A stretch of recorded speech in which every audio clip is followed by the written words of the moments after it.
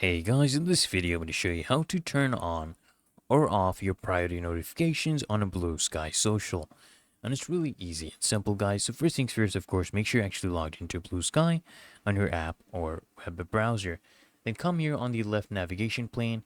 You'll see this option right here that says notifications. Click on this option. And then what you're going to do is you're going to click on the settings cog right here. Click on this and you will see this option right here that says enable priority notifications, and you can come here and toggle this on, or you can of course toggle this off if you want to switch that off. And it's that easy and simple guys.